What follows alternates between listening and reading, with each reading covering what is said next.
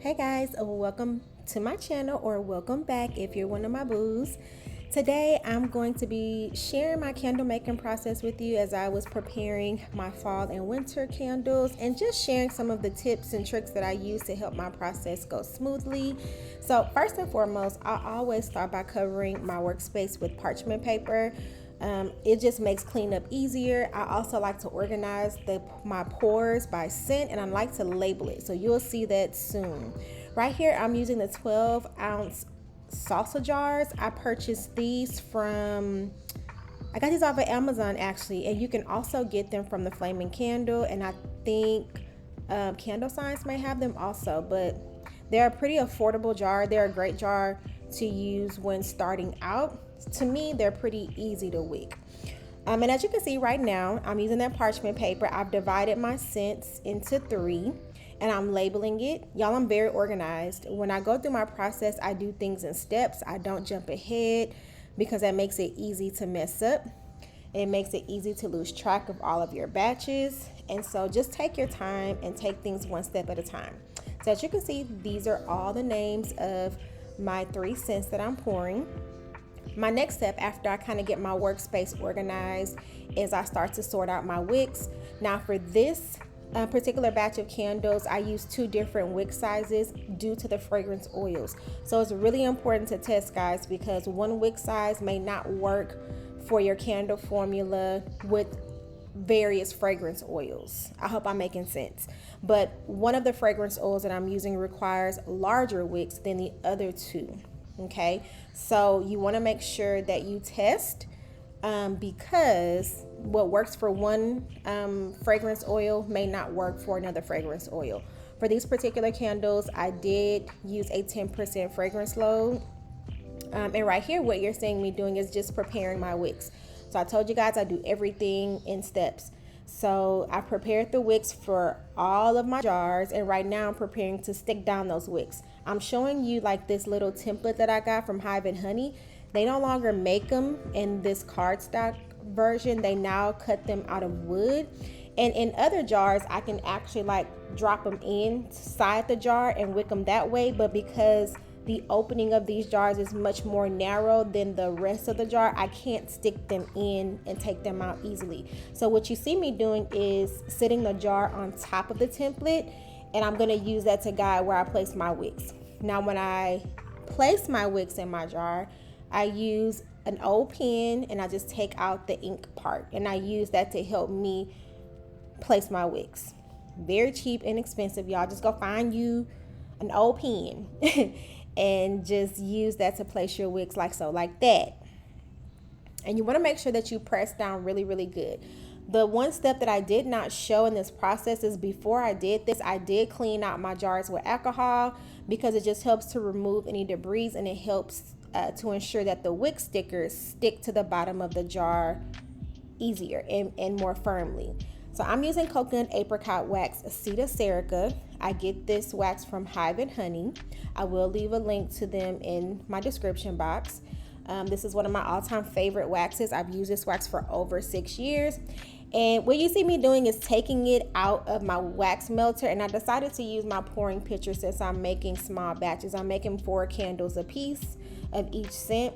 So, you know, I just wanted to do it this way. So I'm using a hot plate, and I'm measuring out my fragrance oil right now. I do all of my measurements in grams. I measure my wax as well as my fragrance oil in grams. Scientifically is the most accurate, and it gives you the best measurements, okay? The most consistency when you do it in grams. To each his own. If you want to do ounces, that's okay, but it's not as accurate as grams. And so now that I've heated my wax, I heat my wax to 225, 230. I add my fragrance oil, stir for a minute, and then I pour immediately. If you do not have one of these little funnels as part of your candle making supplies, please get you one. It helps to make pouring so much more neat and clean. It helps to minimize spills, and over pouring is my absolute favorite thing to use when making candles or wax melts. It also makes cleanup much easier, and it's just less of a struggle. Like, I like to do things that make my process more efficient and clean. Y'all, I'm such a tidy person. I don't like messes. I don't like stuff all over the place. And the less of a mess you make when pouring your candles, the less you have to clean when you start to label and package your candles. Okay. So what I'm using right here are chip clips to stabilize my wicks. Got that idea from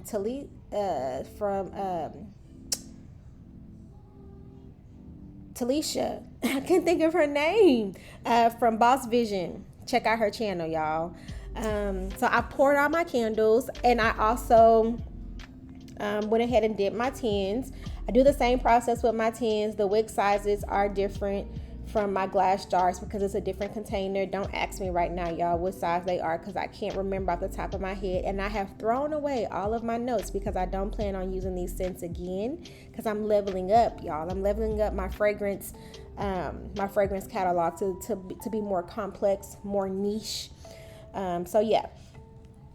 So after I've cut my wicks, I am going over the tops of my candles with a heat gun just to smooth them out, because sometimes as the candles cool and solidify, some of the wax will kind of cluster around the wick, because the wax does shrink a little bit as it cools. And so there are no major issues that I have to fix ever with Cedar Serica wax. So the only thing I'm doing is just for the purposes of my perfectionism. You absolutely do not have to use a wax gun with this particular, you don't need to use a heat gun with this particular wax. So here's what my baby look like. Look at it, nice and pretty, just perfect. And I'm putting all my lids on. And then my next step after this is to clean my candles. You will see me do that in a second. But I do one quick look over my candles, and I make sure I double check my wicks to make sure they're at the appropriate height, dust off any loose wax, and then I go through and wipe them off with a soft cloth and alcohol. So for my jars, I clean the inside of them as well, the rim, because sometimes when you use the heat gun, it can splash the wax around and it can leave wax residue around the inside of the jar. So yeah, you want to clean those jars and those containers off on the outside as well, because when you go to put your labels on, they'll stick better. Okay.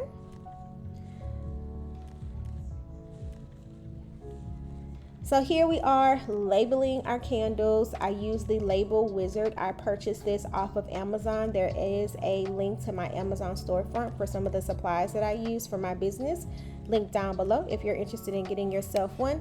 This is another one of those things that I just absolutely need. Can't live without it.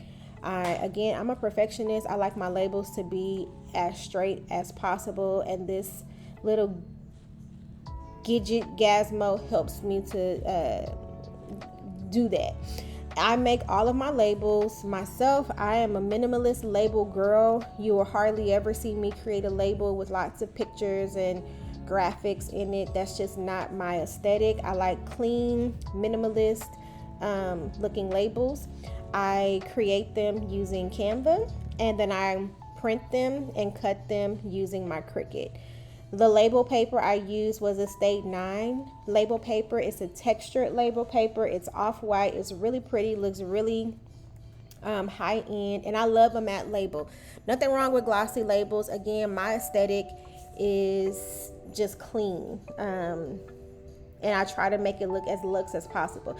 If you look at luxury brands, say like Tiffany, Dior, Louis Vuitton, Yves Saint Laurent, you look at those brands, their branding is very simple, very minimalistic, and that's kind of like the vibe that I'm working to build for my brand. Luxury brands are not very gaudy, and I want my brand to be more of like a mid-luxe brand, if that makes sense. That's what I'm working on developing. So yeah, so here we are, sticking my labels on.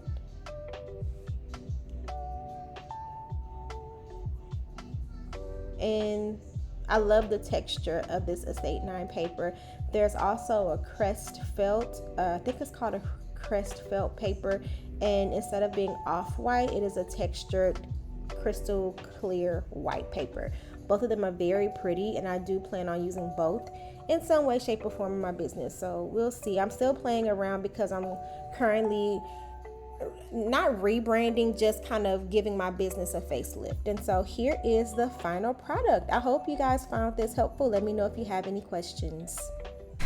Hey y'all, today is Sunday, December, let me see, there we go. Today is Sunday, December the 8th.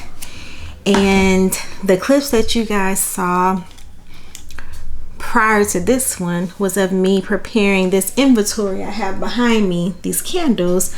That was in the beginning of November, like the first week of November. So when I was preparing this inventory, this was for me to participate in the pop-up shop that I do every year for the past 3-4 years now. I do it every November, and it's always a huge success for me. So I was really excited, and I was really looking forward, I was really looking forward to participating in this pop-up shop. And y'all, I've tried to record this video so many times, and every time it's a fail because I kind of just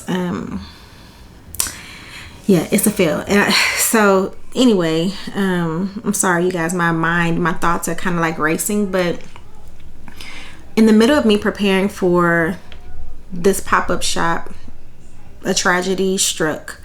I don't know any other way to describe it other than being a tremendous tragedy. So one of my friends died. She's a really good friend of mine, one of my dearest, closest friends. We met while in grad school together. We were both going to school to become therapists. And during that journey, we became extremely close. I really considered her to be more like family to me, like a big sister. She was older than I was. And she was my go-to person for a lot of things that I really couldn't talk to my mom about because, you know, my mom wasn't my mom to me when I was growing up. Like she didn't raise me. My mom didn't raise me. My mom didn't raise any of her children. And so when it came to the perspective of an older woman, an older mother, raising children, when you need, you know, those nuggets and pieces of wisdom, I couldn't really talk to my mom about those things. And so she was one of the people that I really leaned in to talk to about those things, as well as like marriage and stuff like that. And so losing her, losing my friend, it's taken a huge piece of my heart. And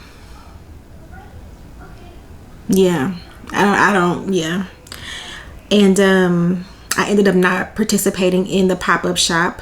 The pop-up shop was on the same day as her memorial service. So needless to say, of course, I attended her memorial service and not the pop-up shop. And now I have this inventory here that is just sitting on my shelves. I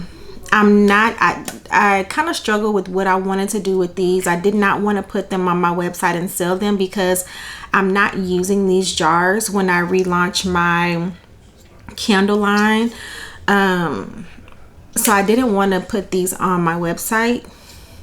And, you know, I specifically made this collection for the pop-up shop because I knew the audience that was coming. I knew what they wanted because I had done it for so many years. I've had these types of jars at my pop-up shops before. So this is a jar and a look that's familiar to the customer base that I have created there. People literally come to that pop-up shop looking for me, looking for my candles, and this is what they know.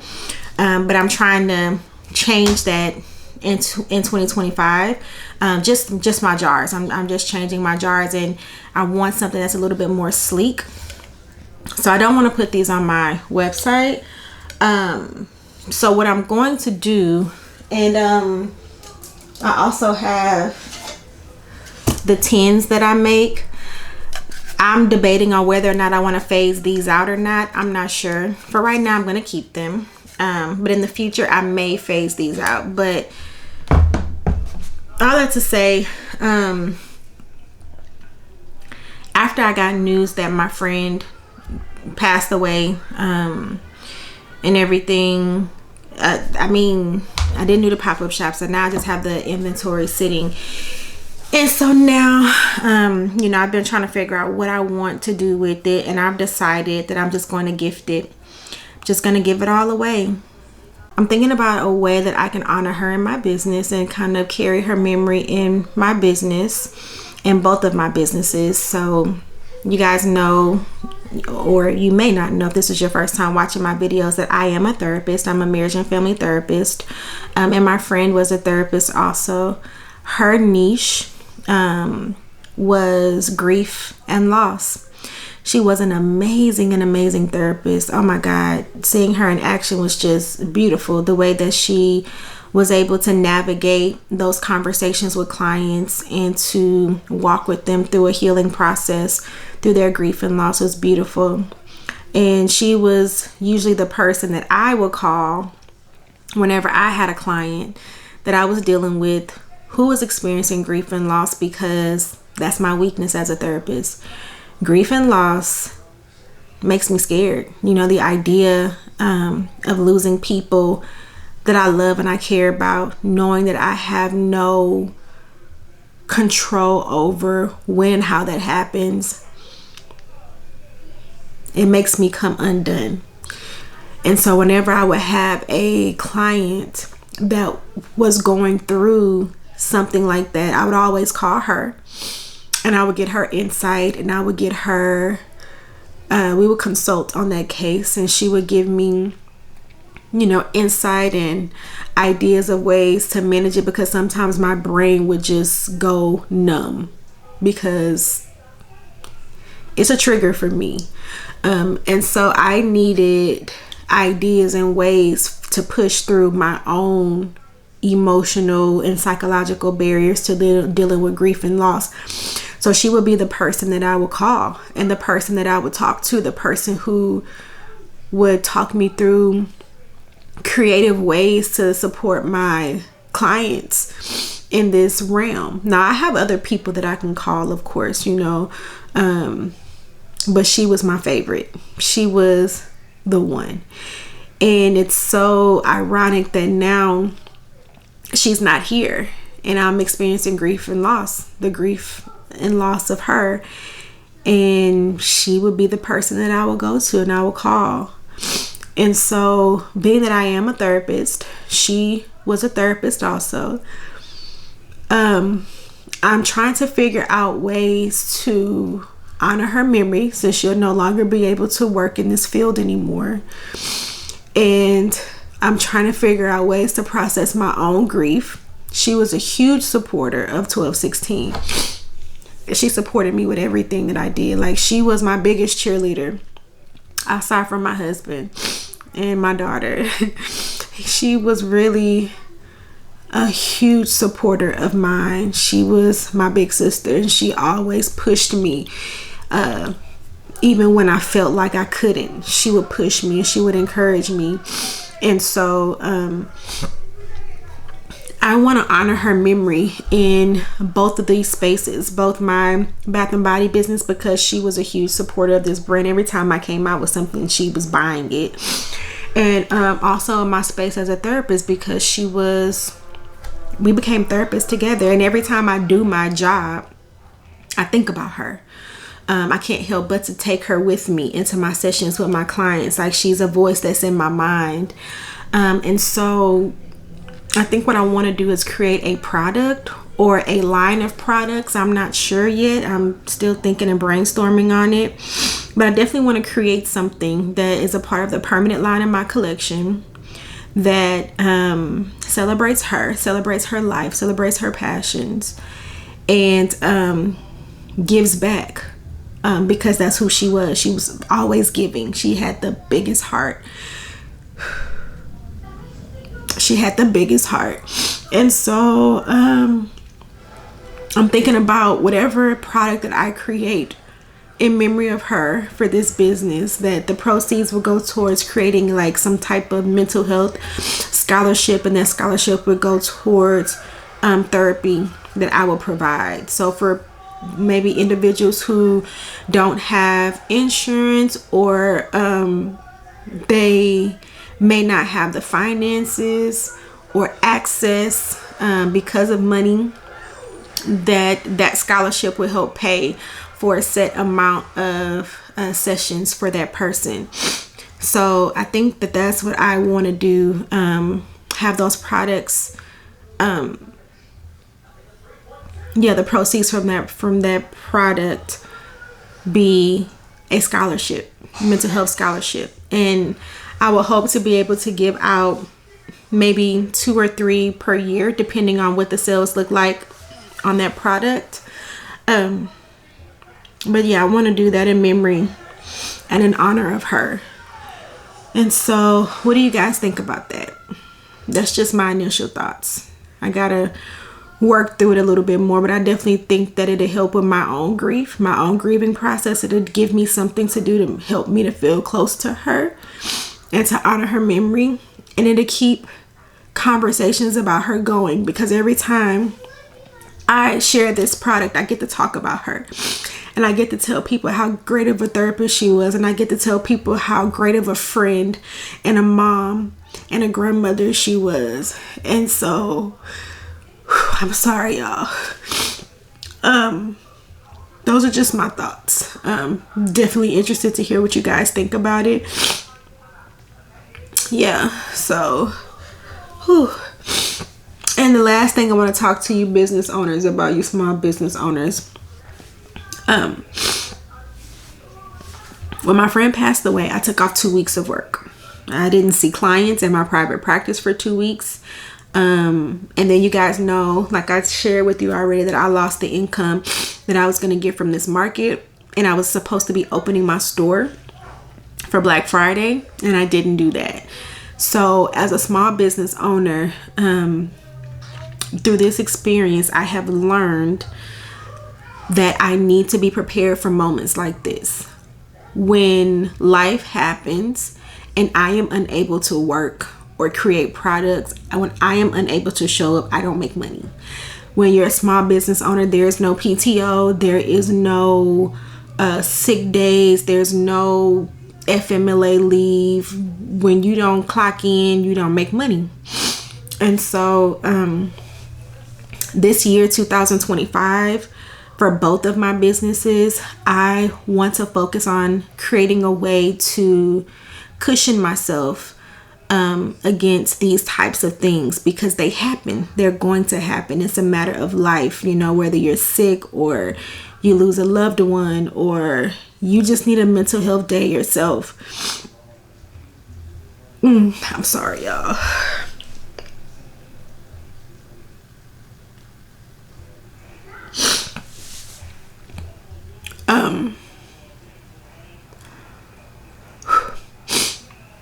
We need to protect ourselves against loss of income. And so in 2025, I'm going to my goal is to establish ways to earn passive income that don't require me to show up, that don't require me to exchange my time for money. I have some ideas. I would love to share those with you guys in future videos. I'm still kind of like thinking and planning what that's going to look like. But if you guys are interested, let me know. And I will share that with you guys. If you've made it this long, thank you so much for listening, watching with me.